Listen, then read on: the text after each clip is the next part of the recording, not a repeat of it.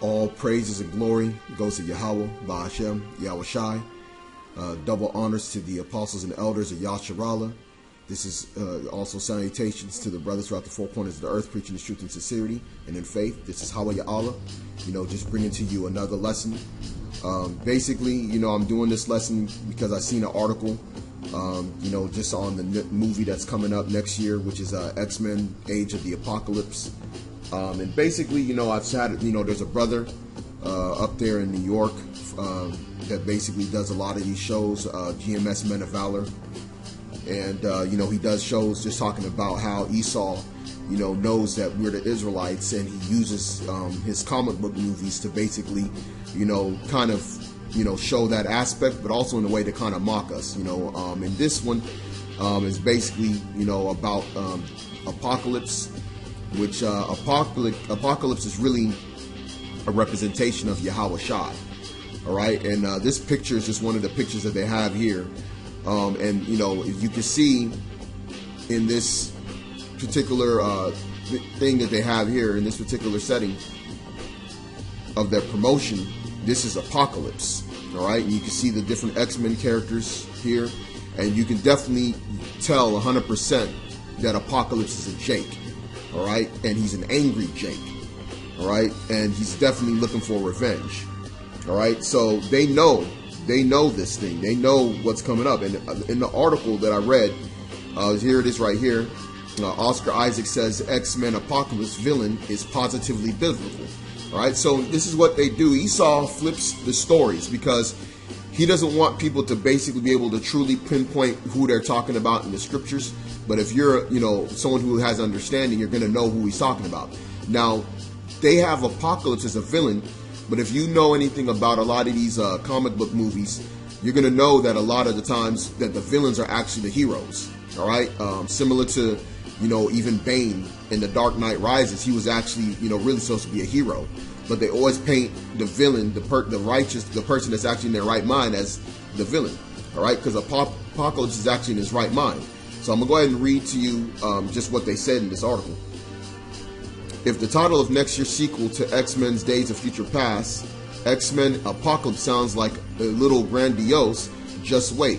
In a new interview, Oscar Isaac, who plays the movie's villain, has suggested the movie will operate on a scale beyond anything glimpsed yet in the superhero series. He says, I've been reading the script a lot and trying to come at, for me, an interesting angle. Isaac explained on the Monkeys Fighting Robots podcast, he said that he was definitely focusing on the fact that his character is the embodiment of the second coming of the judgments of God. And that energy going in, we're playing with that.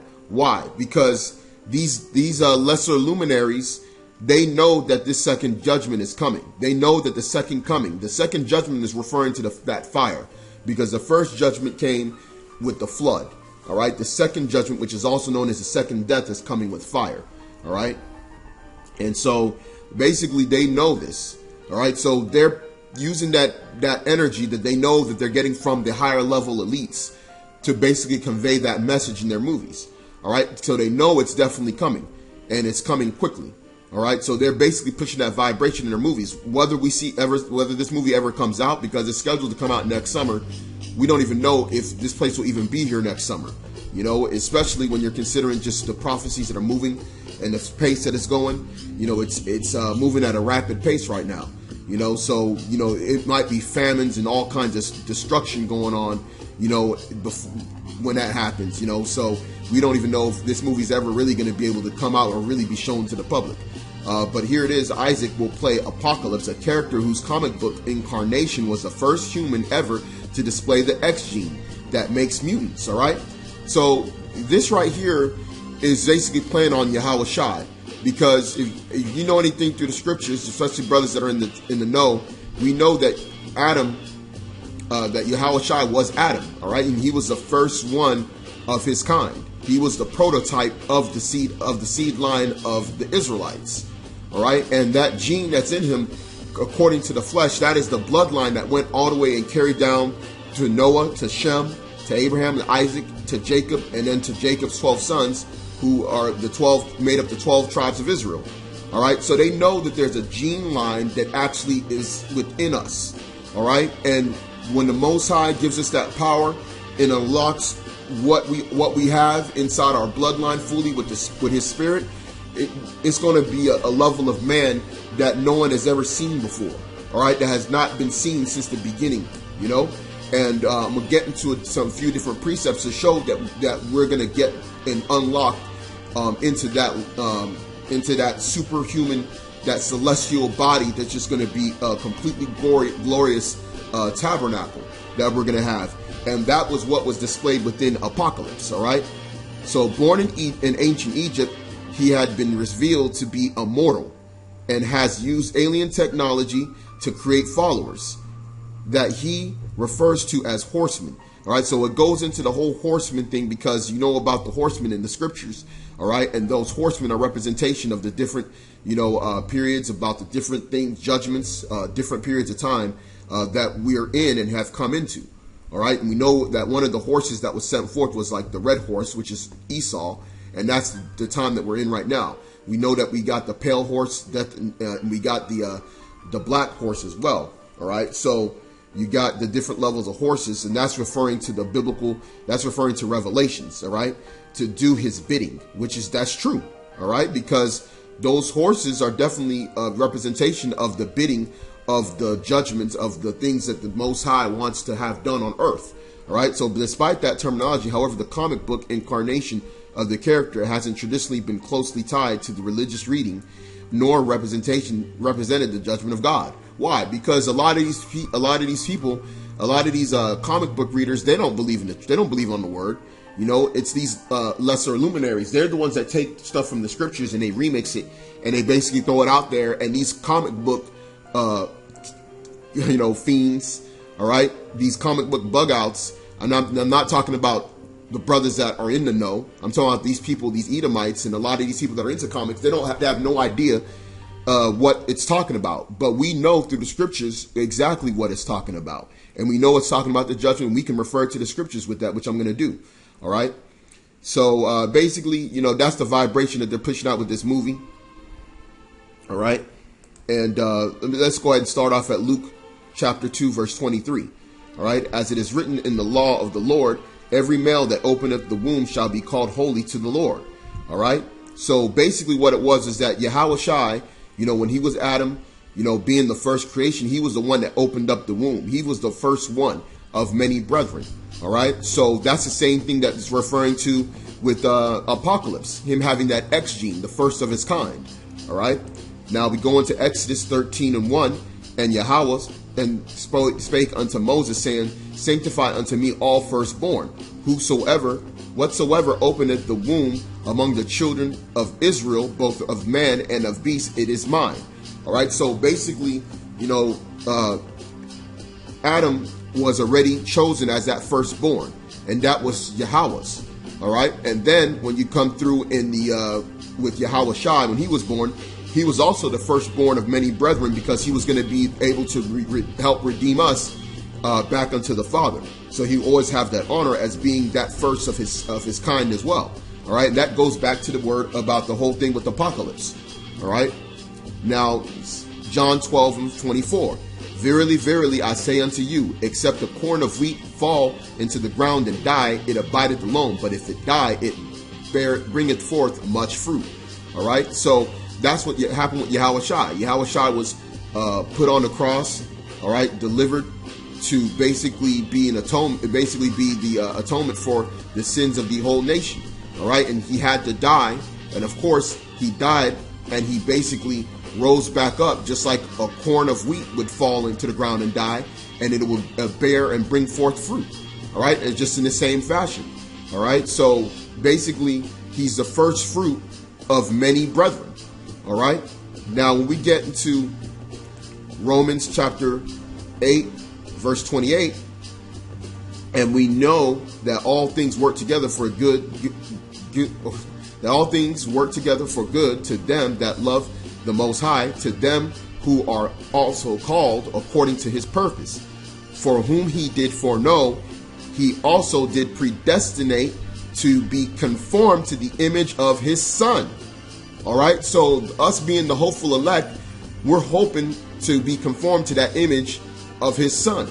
All right. Not only in spirit, but in the spirit of ourselves, as far as of our nature, and us basically holding fast to this word and taking on that nature of the son, but also in that physical glory, which I'm going to bring in later. All right. That he might be firstborn among many brethren. All right. And that's the same thing that they're talking about with Apocalypse. Right, because he was the firstborn of his kind. He was that first immortal that had that X gene. All right. And that X gene, if you know anything about the whole X-Men thing, that sign of the X-Men sign is actually a Hebrew sign. All right. That's a Paleo Hebrew sign. And that sign also means unknown. All right. So because we're unknown to the rest of the world, and we're also outcasts, you know, and that's what the X-Men were. They were outcasts. And so when you look at it, when you see the whole story with the Apocalypse and the other X-Men, they're basically fighting against their own brethren, which shows you that those X-Men, they're really a representation of the 2/3, you know, to a certain degree, because if they're fighting against their older brother, the first of his kind, then they're basically, you know, the enemies as well. So this, you know, kind of deep when you really think about it.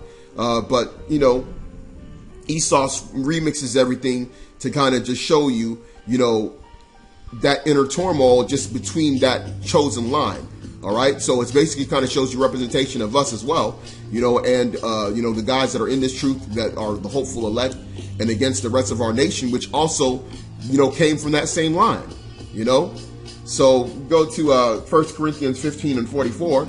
It is sown a natural body and it is raised a spiritual body. There is a natural body and there is a spiritual body. And so it is written, the first man Adam was made a living soul, and the last man Adam was made a quickening spirit. All right. And so that first Adam is talking about the first Adam that was created in the garden out of the dust of the ground. All right. And then the last Adam is talking about Yahawashi. All right. Which he is both of those people in the reincarnation. All right. And what is it that we're looking for? When we go down, what we're looking to inherit is that body, that spiritual body. All right, because right now we're still in that natural body. We're not made yet in the full form of the Son until He comes back and you know, we get out of this hellhole that we're in. All right. So what do we want? We're waiting for this moment. In the moment, in the twinkling of an eye, at the last trump, for the trump shall sound, and the dead shall be raised incorruptible, and we shall be changed. For this corruptible must put on incorruption, and this mortal must put on immortality. All right. And when they talk about him being a mutant, Apocalypse is talking about us being immortals. All right. Because when you're a mutant, you're basically out of the norm. And that's what we're going to be. You know, Lord willing, we're a part of that number, that we're the elect. All right. And receiving that glorious body. All right. And he says here, Revelation 22:12, and behold, I come quickly, and my reward is with me to give every man according as his work shall be. I am Alpha and Omega, the beginning and the end, the first and the last. All right. And so we're wanting to take on that, basically that nature of our brother. All right. So, you know, when these Edomites see us, just like it says here, they might as well just choke themselves. All right. Because when we get that body, they're going to know us what, you know. All right. We're going to be arrayed in that garment. We're going to have that power. We're going to look like we're going to be, you know, have great stature. We're going to have that great strength upon us, that aura, that glow. All right. And so, you know, brothers, you know, we just continue staying in this faith, you know, do the works, you know, meditate on the scriptures, you know, push this word out as much as you can, you know, and we're going to be, you know, given that immortality that was promised to us from the beginning. All right. So again, all praises and glory goes to Yahawah, Ba'ashem, Yahawashi, and double honors to the apostles and elders of Yasharahla, and salutations to the brothers throughout the four corners of the earth, preaching His truth in sincerity and faith. This is All the Ahchyam. Shalawam.